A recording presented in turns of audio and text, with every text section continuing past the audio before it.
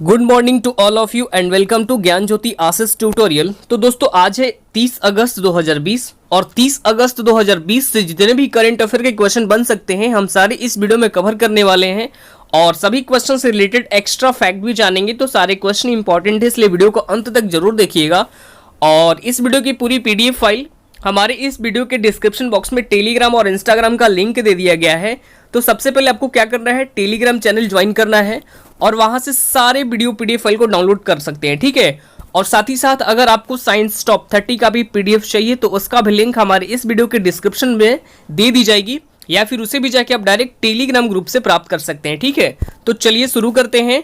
और आज के सारे ही क्वेश्चन इंपॉर्टेंट है, इसलिए आप वीडियो को स्किप करके मत देखिएगा, ठीक है। और वीडियो को स्टार्ट करने से पहले एक छोटा सा रिक्वेस्ट आपसे ये भी है कि अगर आप हमारे इस चैनल पर नए हैं तो हमारे इस चैनल को जरूर सब्सक्राइब कर लीजिए और बेल आइकन को प्रेस जरूर कीजिए ताकि हमारे किसी भी नए वीडियो की नोटिफिकेशन आपके पास जल्द से जल्द मिलते रहे, ठीक है। तो चलिए शुरू करते हैं। और यहाँ पे आज के जो भी टोटल 10 क्वेश्चन होंगे वो आपके एग्जाम्स के लिए तो इंपॉर्टेंट है ही, और जिस भी क्वेश्चन से रिलेटेड एक्स्ट्रा फैक्ट निकल के आएंगे वो आपको नोट करते चलना होगा, क्योंकि एक्स्ट्रा फैक्ट बहुत ही इंपॉर्टेंट होता है। और मैं आपको ये भी बता दूं कि लगभग एक क्वेश्चन से 4 या 5 क्वेश्चन का आंसर भी आपको मिल जाता है। तो एक्स्ट्रा फैक्ट्स पर फोकस बनाए रखने के साथ साथ आपके क्वेश्चन के ऊपर भी फोकस बनाए रखना है, ठीक है। तो यहाँ पे चलिए शुरू करते हैं। पहला क्वेश्चन आप लोग के स्क्रीन के ऊपर ये है। पहला क्वेश्चन ये है, हाल ही में virtual ASEAN India business council की बैठक में भारत की प्रतिनिधित्व किसने किया? और ये क्वेश्चन बिल्कुल इंपॉर्टेंट क्वेश्चन है, ठीक है। तो भारत की तरफ से भाग लिया है पीयूष गोयल जी ने। कौन? पीयूष गोयल जी, यानी इस क्वेश्चन का right answer option number A हो जाएगा, पीयूष गोयल जी ने। तो देखिए ये जो समिट रहा था इंडिया आसियान काउंसिल का, तो भारत और आसियान के बीच पार्टनरशिप को बढ़ावा देने के लिए इसका आयोजन किया गया था, वर्चुअली किया गया था, यानी वीडियो कॉन्फ्रेंसिंग के माध्यम से, ठीक है। क्योंकि कोविड-19 का मामला बहुत ही दिन प्रतिदिन बढ़ते जा रहा है, इसलिए ये जो समिट था इसे वर्चुअली यानी वीडियो कॉन्फ्रेंसिंग के माध्यम से किया गया था। यदि यहाँ पे हम सबसे पहले बात कर लेते हैं आसियान के बारे में, ठीक है। तो यहाँ पे जो आसियान है ASEAN होता है, ठीक है। आसियान के यहाँ पे सबसे पहले फुल फॉर्म क्या होती है? तो फुल फॉर्म यहाँ पे बनती है association of south east Asian nation, ठीक है। तो इसकी स्थापना 8 अगस्त 1667 ईस्वी में की गई थी। कब की गई थी? 8 अगस्त 1667 ईस्वी में इसकी स्थापना की गई थी, ठीक है। 1600 नहीं, सॉरी, यहाँ पे 1967, ठीक है, 1967 ईस्वी में इसकी स्थापना की गई थी। तो ये आपको यहाँ पे याद रखना होगा। और इसका हेडक्वार्टर कहाँ पर स्थित है? तो इसका हेडक्वार्टर आपको जकार्ता में स्थित है। कहाँ पे? जकार्ता। तो ये भी आपको यहाँ पे नोट कर लेना होगा, इसका हेडक्वार्टर आसियान की जकार्ता में स्थित है हेडक्वार्टर। और आसियान की कुल कितनी मेंबर कंट्रीज हैं? तो इसके कुल मेंबर कंट्रीज टोटल है 10। कितने? 10। ये आपको यहाँ पे याद रखना होगा, ठीक है। नेक्स्ट देख लेते हैं क्वेश्चन नंबर 2। क्वेश्चन नंबर 2 आपके स्क्रीन के ऊपर ये है, हाल ही में किस राज्य सरकार ने NRI यूनिफाइड पोर्टल लॉन्च किया है? और ये भी क्वेश्चन बिल्कुल इंपॉर्टेंट क्वेश्चन है, ठीक है। तो इसको भी यहाँ पे ध्यान से देखेंगे।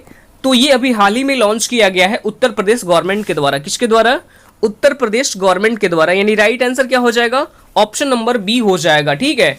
और इस पोर्टल की मदद से जो प्रवासी भारतीय और NRI है उन्हें यदि कोई भी यानी प्रॉब्लम हो ये या फिर कोई भी दिक्कतें आ रही हो तो इस मुद्दे को यानी राज्य सरकार की हेल्प से यानी सॉल्व कर पाएंगे, ठीक है।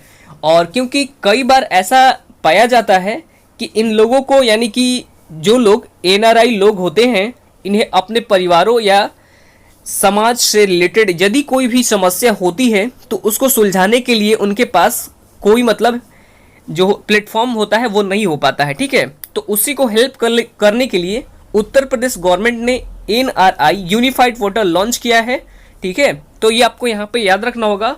और आइए सबसे पहले यहाँ पे हम डिस्कस कर लेते हैं उत्तर प्रदेश गवर्नमेंट के बारे में, ठीक है। तो उत्तर प्रदेश की राजधानी क्या है? तो राजधानी है लखनऊ, ठीक है। लखनऊ क्या है? उत्तर प्रदेश की राजधानी है। मुख्यमंत्री हैं योगी आदित्यनाथ, गवर्नर है आनंदीबेन पटेल, और आनंदीबेन पटेल जो मध्य प्रदेश राज्यपाल का भी एडिशनल चार्ज संभाल रही हैं। तो ये भी आपको यहाँ पे याद रखना होगा। अगले क्वेश्चन की ओर बढ़ते हैं। यहाँ पे क्वेश्चन नंबर 3। क्वेश्चन नंबर 3 आपके स्क्रीन के ऊपर ये है कि हाल ही में किस राज्य या केंद्र शासित प्रदेश में स्वस्थ शरीर स्वस्थ दिमाग अभियान का शुभारंभ किया गया है। तो ये भी क्वेश्चन बिल्कुल इंपॉर्टेंट क्वेश्चन है। तो इसकी शुरुआत अभी हाल ही में की गई है दिल्ली गवर्नमेंट के द्वारा। किसके द्वारा? दिल्ली गवर्नमेंट के द्वारा। यानी राइट आंसर ऑप्शन नंबर यहाँ पे सी हो जाएगा, क्योंकि आप सभी जानते हैं कि कोविड-19 महामारी के कारण सभी मतलब स्कूल और कॉलेजेस काफ़ी समय से बंद रहे हैं, और जिसके कारण जितने भी पढ़ने वाले बच्चे हैं यानी स्टूडेंट हैं ये घर पर ही है, और उन्हीं के लिए इस अभियान की शुरुआत की गई है और यही लॉन्च किया गया है दिल्ली गवर्नमेंट के द्वारा। ठीक है, अब यहाँ पे सबसे पहले हम बात कर लेते हैं दिल्ली के बारे में। तो दिल्ली के बारे में यहाँ पे बात करते हैं तो मुख्यमंत्री कौन है? तो ये है अरविंद केजरीवाल। कौन है? अरविंद केजरीवाल, जो प्रेजेंट टाइम में दिल्ली के मुख्यमंत्री हैं। और दिल्ली जो कि यमुना नदी के किनारे बसा हुआ है। और दिल्ली के प्रेजेंट टाइम में लेफ्टिनेंट गवर्नर कौन है? गवर्नर, तो इनका नाम है अनिल बैजल। क्या नाम है? अनिल बैजल, जो प्रेजेंट टाइम में दिल्ली के लेफ्टिनेंट गवर्नर हैं। तो ये भी आपको यहाँ पे नोट कर लेना होगा। अगले क्वेश्चन की ओर बढ़ते हैं यहाँ पे, और क्वेश्चन नंबर 4 आपके स्क्रीन के ऊपर ये है। क्वेश्चन नंबर 4 देखने से पहले आपको ये चीज बता दूं कि वीडियो के अंत में आपसे एक क्वेश्चन पूछूंगा जिसका आंसर आपको कमेंट बॉक्स में कमेंट करना होगा। ठीक है, और इस वीडियो की पूरी पीडीएफ फाइल हमारे इस वीडियो के डिस्क्रिप्शन ग्रुप में यानी टेलीग्राम का लिंक दे दिया गया है। वहां से सबसे पहले आप टेलीग्राम चैनल ज्वाइन कर लीजिएगा और वहां से सारे वीडियो पीडीएफ फाइल को डाउनलोड कर सकते हैं। ठीक है, तो क्वेश्चन नंबर 4 आपके स्क्रीन के ऊपर ये है। हाल ही में उत्तर प्रदेश सरकार ने किसे नया गृह सचिव नियुक्त किया है? और ये भी क्वेश्चन बिल्कुल इंपॉर्टेंट है। तो ये अभी हाल ही में उत्तर प्रदेश के अब जो नए गृह सचिव हैं ये बन गए हैं तरुणा गाबा। कौन? तरुणा गाबा। यानी राइट आंसर क्या हो जाएगा? ऑप्शन नंबर ए हो जाएगा, तरुणा गाबा। और तरुणा गाबा इन्होंने स्थान लिया है एस.के. भगत का। किसका स्थान लिया है? तो एस.के. भगत का इन्होंने स्थान लिया है। तो ये भी आपको यहाँ पे नोट कर लेना होगा एस.के. भगत जी के बारे में। और जो तरुणा गाबा है ये 2001 कितने 2001 बैच के आईपीएस ऑफिसर है। ठीक है, आईपीएस ऑफिसर हैं और यही बन गए हैं अब उत्तर प्रदेश सरकार के नए गृह सचिव। तो ये भी आपको यहाँ पे याद रखना होगा। और प्रेजेंट टाइम में हमारे गृह मंत्री कौन है? तो ये है अमित शाह जी। ठीक है, तो ये भी आपको नोट कर लेना होगा। अगले क्वेश्चन की ओर बढ़ते हैं यहाँ पे, क्वेश्चन नंबर 5। क्वेश्चन नंबर 5 आपके स्क्रीन के ऊपर ये है कि हाल ही में राष्ट्रीय शिक्षक पुरस्कार 2020 से किसे सम्मानित किया गया है या किया जाएगा? तो ये अभी हाल ही में सम्मानित की जाएंगी सुश्री सुधा पेंदुली। ऑप्शन नंबर यहाँ पे राइट आंसर कौन सा हो जाएगा? ए हो जाएगा राइट आंसर। तो ये आपको यहाँ पे याद रखना होगा। और उन्हें राष्ट्रीय पुरस्कार 2020 के लिए चुने गए टोटल 47 उत्कृष्ट टीचर्स के लिए टीचर के लिस्ट में शामिल किया गया है। और इन्हें ये अवार्ड क्यों दिया जाएगा? तो शिक्षा के क्षेत्र में इन्होंने जो अपना कंट्रीब्यूशन दिया है उसके लिए इन्हें सम्मानित किया जाएगा राष्ट्रीय शिक्षा पुरस्कार 2020 से। ठीक है, तो ये आपको यहाँ पे याद रखना होगा। अगले क्वेश्चन की ओर बढ़ते हैं यहाँ पे, क्वेश्चन नंबर 6।